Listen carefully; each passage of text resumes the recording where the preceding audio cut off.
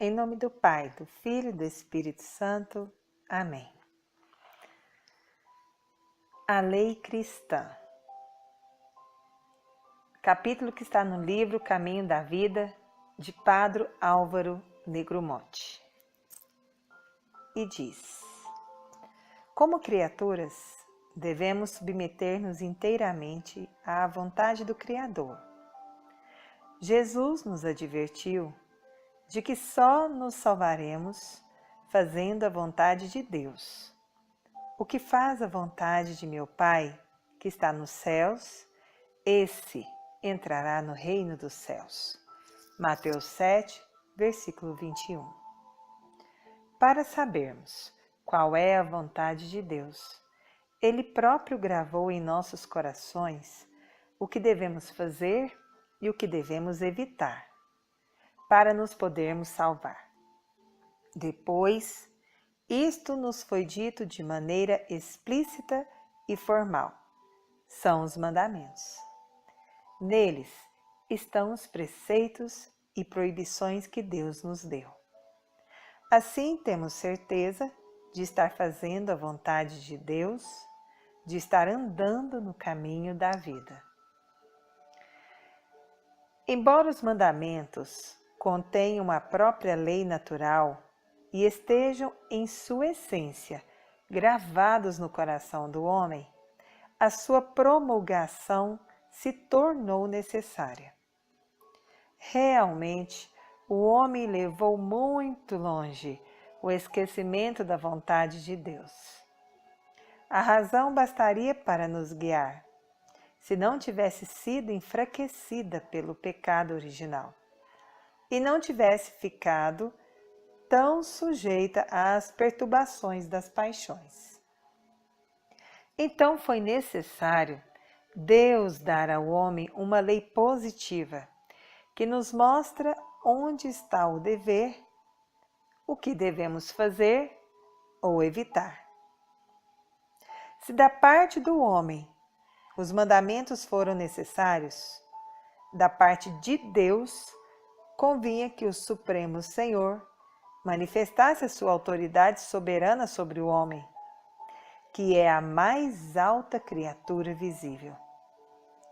E este Senhor é também Pai, que quer a felicidade dos filhos, aos quais indica o caminho que devem seguir para serem felizes. Os mandamentos são lei natural. O homem não podia existir sem saber o que fazer ou evitar para alcançar o seu fim último. Por isso, os que não conhecem a revelação serão julgados de acordo com a lei natural. É o que diz São Paulo em Romanos, capítulo 2, versículos 14 a 16. Mas as paixões humanas alteraram de tal modo a lei natural que Deus renovou todos os seus ditames de um modo explícito e positivo. E o Senhor deu a Moisés a lei, que vinha escrita por Deus em 2 tábuas de pedra. Jesus não revogou os mandamentos. Ele mesmo disse: não julgueis que vim destruir a lei e os profetas. Não vim destruir, mas cumprir. Mateus 5, versículo 17. Além de mantê-los, também os aperfeiçoou. Primeiro, declarou-os necessário à salvação e disse: se queres entrar na vida eterna, observa os mandamentos. Mateus 19, versículo 17.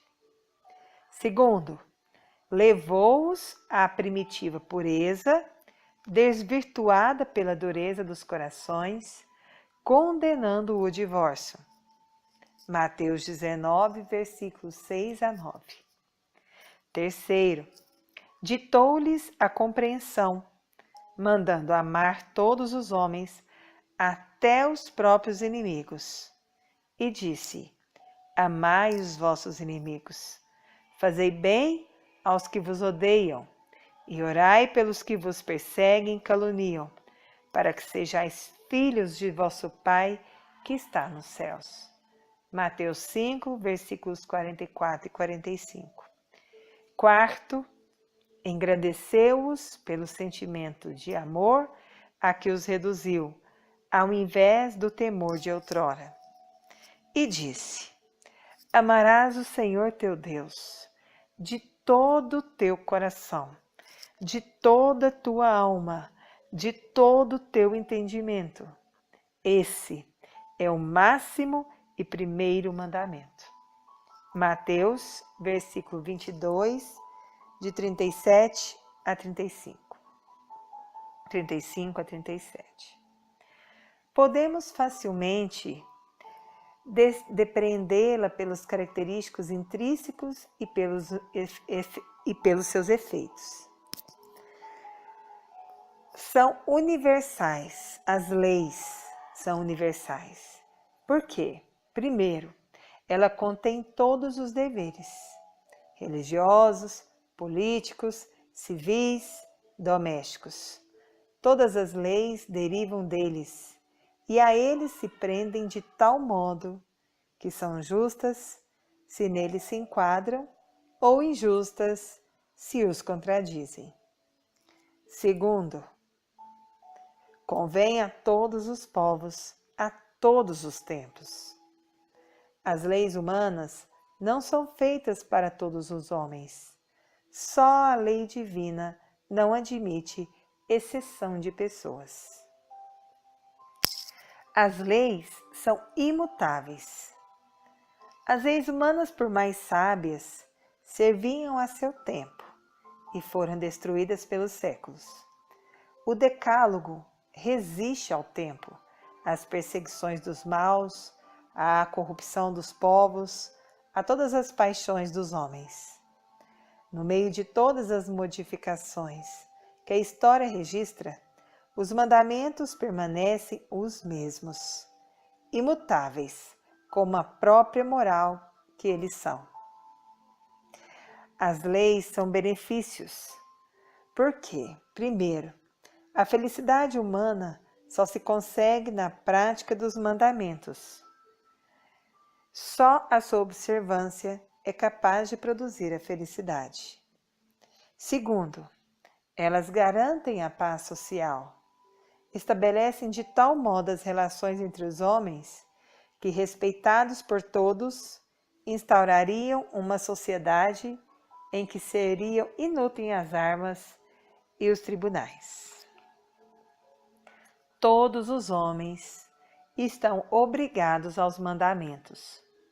Na promulgação do Sinai, Deus lembrou: eu sou o Senhor teu Deus, de maneira que todos os súditos estão obrigados a esta obediência.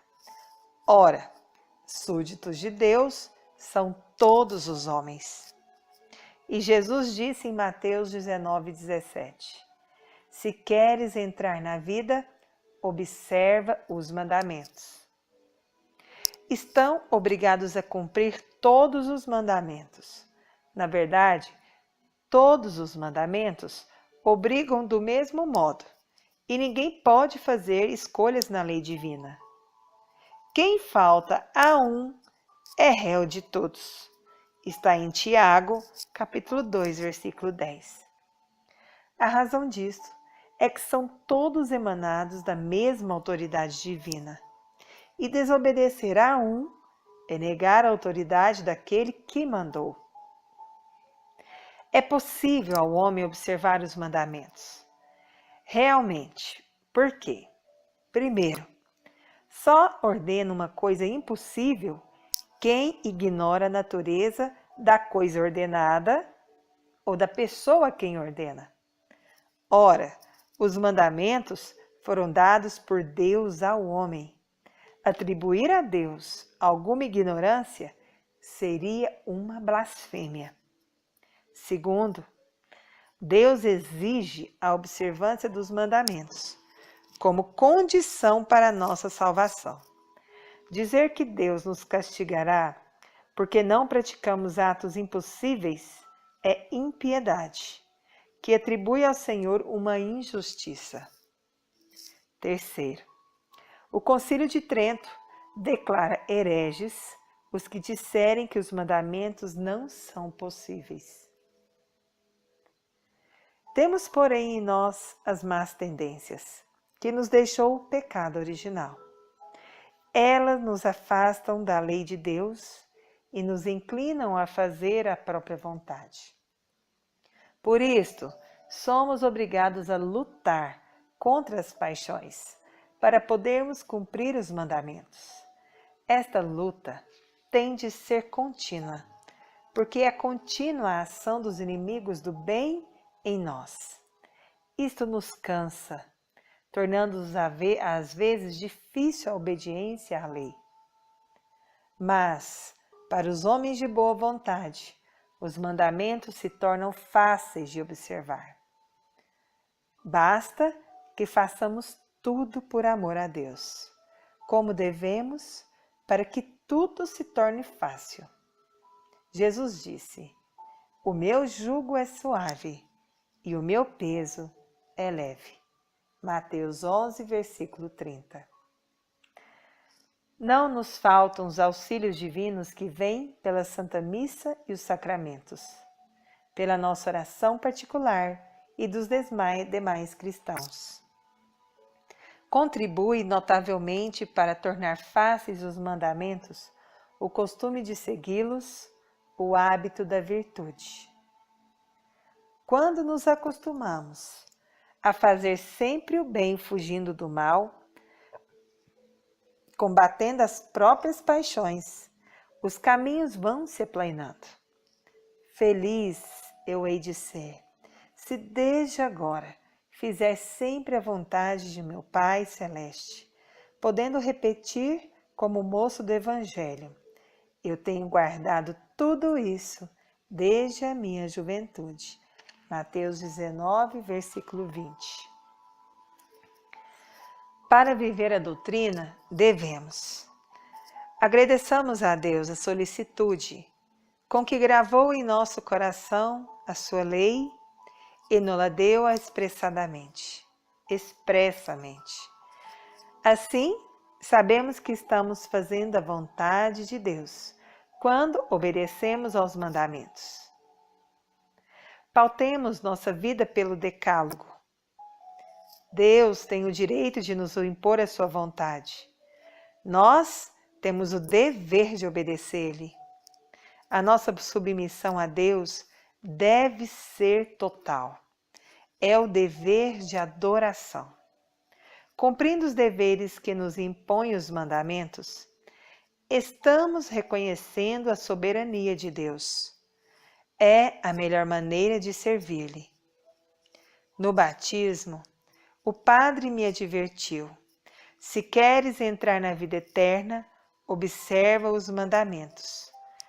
Como cristão, esclarecido pela fé, auxiliado pela graça, devo ser mais fiel e cuidadoso nessa observância.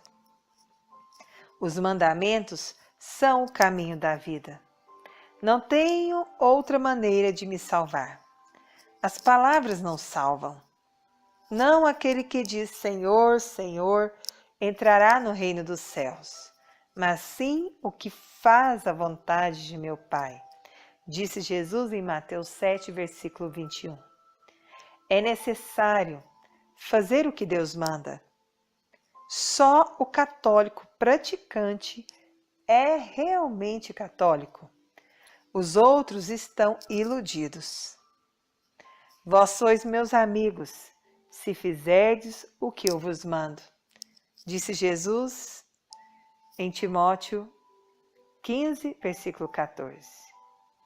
Pecar é sair do caminho e entrar no caminho da morte.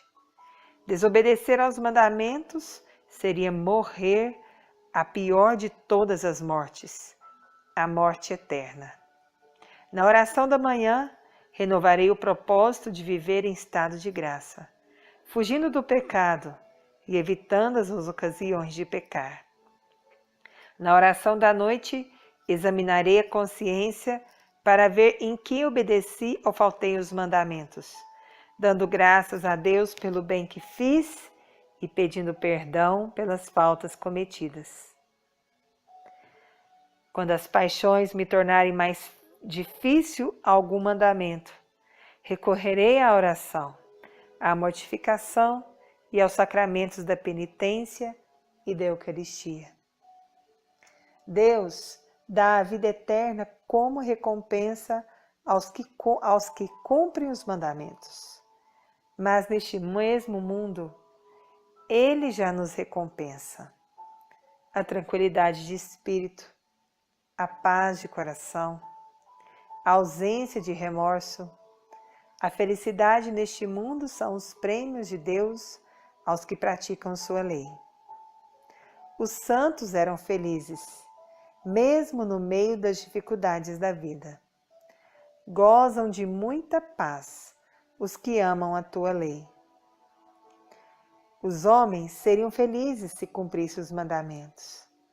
As sociedades não conheceriam convulsões, as classes não se combateriam, os cidadãos não se revoltariam, os exércitos seriam inúteis, os povos viveriam tranquilos, se os homens fizessem do decálogo a regra da sua vida. Os homens, levados pelas paixões, afastam-se do decálogo, fogem do único caminho da salvação, desobedecendo ao próprio Deus. Daí todos os males do mundo. Como filha de Deus, tenho o dever de me interessar para que os seus mandamentos sejam observados. Como cristã, tenho o dever de trabalhar na conversão dos meus irmãos. O dever apostólico me chama para a ação católica. Amém. Seja louvado Jesus, Maria e José, para sempre sejam louvados. Salve Maria! Estivemos unidos e continuaremos em nome do Pai, do Filho e do Espírito Santo. Amém.